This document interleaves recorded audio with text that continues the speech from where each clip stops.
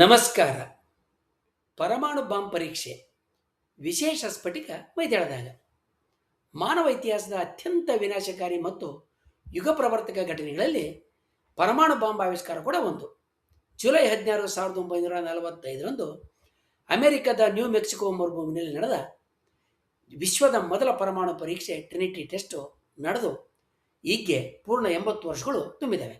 ಈ ಐತಿಹಾಸಿಕ ಮತ್ತು ಕರಾಳ ಘಟನೆಯ ನೆನಪುಗಳು ಹಸಿಯಾಗಿ ಇರಬೇಕಾದ್ರೇ ಇಟಲಿಯ ಫ್ಲಾರೆನ್ಸ್ ವಿಶ್ವವಿದ್ಯಾಲಯದ ಭೂವಿಜ್ಞಾನಿ ಲುಕಾ ಬಿಂದಿ ಇವರ ಮುಂದಾಳತ್ವದ ಅಂತಾರಾಷ್ಟ್ರೀಯ ವಿಜ್ಞಾನಿಗಳ ತಂಡ ಆ ಸ್ಫೋಟದ ಅವಶೇಷಗಳಲ್ಲಿ ಜಗತ್ತೇ ಇದುವರೆಗೆ ಕಾಣದ ಅಣುಗಳನ್ನು ತನ್ನೊಳಗೆ ಸೆರೆ ಹಿಡಿದಿರುವ ಹೊಸ ರೀತಿಯ ಸ್ಫಟಿಕವೊಂದನ್ನು ಪತ್ತೆ ಹಚ್ಚಿದೆ. ಈ ಸಂಶೋಧನೆ ವಿಜ್ಞಾನ ಲೋಕದಲ್ಲಿ ಹೊಸ ಸಂಚಲನವನ್ನು ಮೂಡಿಸಿದೆ. ಎರಡನೇ ಜಾಗತಿಕ ಯುದ್ಧದ ಸಮಯದಲ್ಲಿ ಜರ್ಮನಿಗಿಂತ ಮೊದಲೇ ಪರಮಾಣು ಬಾಂಬ್ ತಯಾರಿಸೋದಕ್ಕೆ ಅಮೆರಿಕ ಸರ್ಕಾರ ಮ್ಯಾನ್ಹಟನ್ ಯೋಜನೆ ಎನ್ನುವ ಅತ್ಯಂತ ರಹಸ್ಯವಾದಂಥ ಯೋಜನೆಯನ್ನು ಕೈಗೆತ್ತಿಕೊಳ್ಳುತ್ತೆ. ರಾಬರ್ಟ್ ಓಪನ್ಹೈಮರು ಅದರ ಮುಂದಾಳತ್ವವನ್ನು ವಹಿಸಿದಂಥ ವಿಜ್ಞಾನಿಯಾಗಿರ್ತಾರೆ. ಅವರು ದಿ ಗ್ಯಾಜೆಟ್ ಎನ್ನುವ ಪ್ಲುಟೋನಿಯಂ ಆಧಾರದ ಬಾಂಬನ್ನು ಸಿದ್ಧಪಡಿಸ್ತಾರೆ. 1945 ಜುಲೈ 16 ಮುಂಜಾನೆ 5:29 ಸರಿಯಾಗಿ ನ್ಯೂ ಮೆಕ್ಸಿಕೋದ ಆಲ್ಮಗೊರ್ಡೊ ಮರುಭೂಮಿನಲ್ಲಿ ಇದನ್ನು ಸಿಡಿಸಲಾಗುತ್ತೆ. ಈ ಸಿಡಿತ ಸೂರ್ಯನ ಮೈ ಮೇಲ್ಗಿಂತಲೂ ಹೆಚ್ಚಿನ ತಾಪಮಾನವನ್ನು, ಅಂದರೆ 1500 ಡಿಗ್ರಿ ಸೆಲ್ಸಿಯಸ್ಗಿಂತಲೂ ಹೆಚ್ಚು ತಾಪಮಾನವನ್ನು ವಾತಾವರಣದಲ್ಲಿ ಉಂಟು ಮಾಡ್ತೈತೆ. ಹಾಗೆಯೇ ವಾತಾವರಣದ ಒತ್ತಡಕ್ಕಿಂತ ಕೋಟಿ ಪಟ್ಟು ಹೆಚ್ಚಿನ ಒತ್ತಡವನ್ನು ಕೂಡ ಸೃಷ್ಟಿ ಮಾಡುತ್ತೆ. ಈ ಸಿಡಿತದ ತೀವ್ರತೆ ಸುಮಾರು 21,000 ಟನ್ನು TNTಗೆ ಸಮ ಆಗಿರುತ್ತೆ. ಕ್ಷಣ ಮಾತ್ರದಲ್ಲಿ ಸೂರ್ಯನ ಒಳಭಾಗದಷ್ಟೇ ಉಷ್ಣತೆ ಈ ಸಿಡಿತದಲ್ಲಿ ಉಂಟಾಗುತ್ತೆ. ಮರಳು, ಲೋಹ, ತಾಮ್ರದ ಕಂಬಗಳು ಮತ್ತು ಸುತ್ತಮುತ್ತಲಿನ ವಸ್ತುಗಳು ಕರಗಿ ಹೊಸ ಸಂಯುಕ್ತ ರೂಪಗಳಿಗೆ ಬದಲಾಗ್ತವೆ. ಸ್ಫೋಟದ ತೀವ್ರತೆಗೆ ಬಾಂಬ್ ಇರಿಸಲಾಗಿದ್ದಂಥ 30 ಮೀಟರ್ ಎತ್ತರದ ಉಕ್ಕಿನ ಗೋಪುರ, ಅದಕ್ಕೆ ಜೋಡಿಸಲಾಗಿದ್ದಂಥ ತಾಮ್ರದ ತಂತ್ರಿಗಳು, ವೈರಿಂಗ್ ಉಪಕರಣಗಳು ಮತ್ತು ಮರುಭೂಮಿಯ ಮರಳು ಕ್ಷಣಾರ್ಧದಲ್ಲಿ ಕರಗಿ ಆವಿಯಾಗ್ತವೆ. ಅಣುಬಾಂಬ್ ಸಿಡಿತದ ಆ ತೀವ್ರ ತಾಪಮಾನದಲ್ಲಿ ಮರುಭೂಮಿಯ ಮರಳು ಕರಗಿ ಹಸಿರು ಬಣ್ಣದ ಗಾಜಿನಂತಹ ವಸ್ತುವಾಗಿ ಮಾರ್ಪಡುತ್ತೆ. ಇದನ್ನು ವಿಜ್ಞಾನಿಗಳು ಟ್ರಿನಿಟೈಟ್ ಅಂತ ಕರೀತಾರೆ.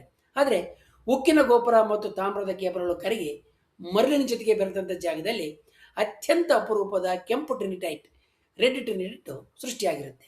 ಸ್ಫೋಟದ ಭೀಕರ ತರಂಗಗಳು, ಅಂದರೆ ಶಾಕ್ ವೇವ್ಸು, ಆವಿಯಾಗಿದ್ದ ತಾಮ್ರ, ಕಬ್ಬಿಣ, ಸಿಲಿಕಾನ್ ಮತ್ತು ಕ್ಯಾಲ್ಸಿಯಂ ಪರಮಾಣುಗಳನ್ನ ಅತ್ಯಂತ ವೇಗವಾಗಿ ಒತ್ತಿ ಸಂಕುಚಿತಗೊಳಿಸಿ ನಂತರ ತಕ್ಷಣವೇ ತಂಪಾಗಿಸಿದಾಗ ವಿಶಿಷ್ಟವಾದಂಥ ಪರಮಾಣು ರಚನೆಗಳು ರೂಪುಗೊಳ್ತವೆ. 80 ವರ್ಷಗಳ ನಂತರ ವಿಜ್ಞಾನಿಗಳು ಅತ್ಯಾಧುನಿಕ ನ್ಯಾನೋ ಸ್ಕೇಲ್ ಟೊಮೊಗ್ರಾಫಿಕ್ ಇಮೇಜಿಂಗ್ ತಂತ್ರಜ್ಞಾನ ಬಳಸಿ ಈ ಕೆಂಪು ಟ್ರಿನಿಟೈಟನ್ನು ಸಂಶೋಧನೆ ನೋಡಿದಾಗ ಅದರಲ್ಲಿ ಹೊಸ ಮಾದರಿಯ ಕ್ಲಾತ್ರೇಟ್ ಸ್ಫಟಿಕ ಪತ್ತೆಯಾಗುತ್ತೆ. ಕ್ಲಾತ್ರೇಟ್ ಅಂತ ಹೇಳಿದ್ರೆ ಪರಮಾಣುಗಳು ಪರಸ್ಪರ ಸೇರಿ ಒಂದು ಪಂಜರ ಅಥವಾ ಜಾಲರಿ ಅಂತ ರಚನೆಯನ್ನು ರೂಪಿಸೋದು. ಈ ಪಂಜರದೊಳಗೆ ಇತರ ಸಣ್ಣ ಅಣುಗಳು ಅಥವಾ ಪರಮಾಣುಗಳನ್ನ ಬಂಧಿಸಿಡಬಹುದು. ಈಗ ಪತ್ತೆಯಾಗಿರುವ ಸ್ಫಟಿಕ ಕ್ಯಾಲ್ಸಿಯಂ, ತಾಮ್ರ, ಕಬ್ಬಿಣ, ಸಿಲಿಕಾನ್ ಧಾತುಗಳಿಂದ ಕೂಡಿದ್ದು. ಇದಕ್ಕೆ 12 ಮುಖಗಳಿದ್ದಾವೆ. ಅಂದರೆ ಇದನ್ನು ಡೋಡೆಕಾಹೆಡ್ರನ್ ಅಂತ ಮುಖದ ಸ್ಫಟಿಕ ಅಂತ ಗುರುತಿಸಲಾಗುತ್ತೆ. ಮತ್ತು 14 ಮುಖಗಳ ಸಿಲಿಕಾನ್ ಪಂಜರಗಳನ್ನ ಕೂಡ ಇದು ಹೊಂದಿದೆ. ಈ ಪಂಜರಗಳ ನಡುವಿನಲ್ಲಿ ಕ್ಯಾಲ್ಸಿಯಂ ಪರಮಾಣುಗಳು ಸಿಲುಕಾಕೊಂಡಿದ್ದಾವೆ. ಇಂತಹ ವಿಶಿಷ್ಟವಾದಂಥ ಸ್ಫಟಿಕದ ರಚನೆ ನಿಸರ್ಗದಲ್ಲಾಗಲಿ ಅಥವಾ ಪ್ರಯೋಗಾಲಯದಲ್ಲಾಗಲಿ ಈವರೆಗೆ ಎಲ್ಲಿಯೂ ಕಂಡುಬಂದಿಲ್ಲ. ಸಾಮಾನ್ಯ ಪರಿಸರದಲ್ಲಿ ಇಂಥ ಸ್ಫಟಿಕಗಳನ್ನ ಕೃತಕವಾಗಿ ತಯಾರಿಸೋದಕ್ಕೆ ಸಾಧ್ಯನೇ ಇಲ್ಲ. ಪರಮಾಣು ಸ್ಫೋಟದಂಥ ತೀವ್ರ ಹಾಗೂ ಅಸಮತೋಲಿತವಾದಂಥ ಪರಿಸ್ಥಿತಿಯಲ್ಲಿ ಮಾತ್ರ ಇಂತಹ ಸ್ಫಟಿಕಗಳು ಸೃಷ್ಟಿಯಾಗಬಲ್ಲವು. ಈ ಸಂಶೋಧನೆಯಿಂದ ಭವಿಷ್ಯದಲ್ಲಿ ಹಲವು ಪ್ರಯೋಜನಗಳಿದ್ದಾವೆ ಅಂತ ವಿಜ್ಞಾನಿಗಳು ಅಂದಾಜಿಸಿದ್ದಾರೆ. ಕ್ಯಾಟ್ರೇಟ್ ಸ್ಫಟಿಕಗಳು ಅಣುಗಳನ್ನು ಹಿಡಿದುಕೊಳ್ತಕ್ಕಂಥ ಸಾಮರ್ಥ್ಯ ಹೊಂದಿರೋದ್ರಿಂದ ಇವುಗಳನ್ನು ಭವಿಷ್ಯದಲ್ಲಿ ಲಿಥಿಯಂ ಮತ್ತು ಅಯಾನ್ ಬ್ಯಾಟರಿಗಳಲ್ಲಿ ಹೆಚ್ಚಿನ ಶಕ್ತಿ ಸಂಗ್ರಹಿಸೋದಕ್ಕೆ ಬಳಸಬಹುದು.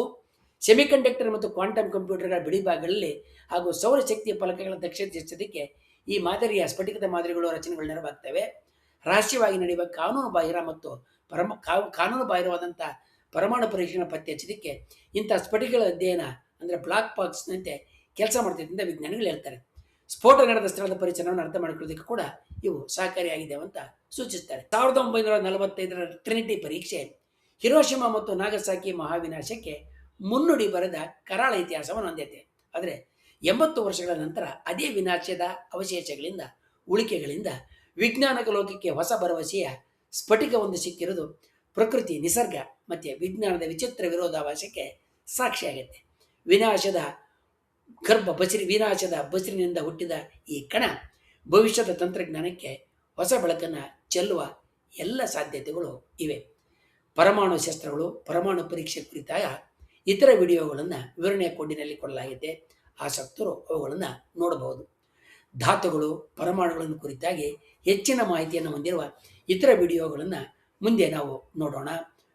ವಂದನೆಗಳೊಂದಿಗೆ.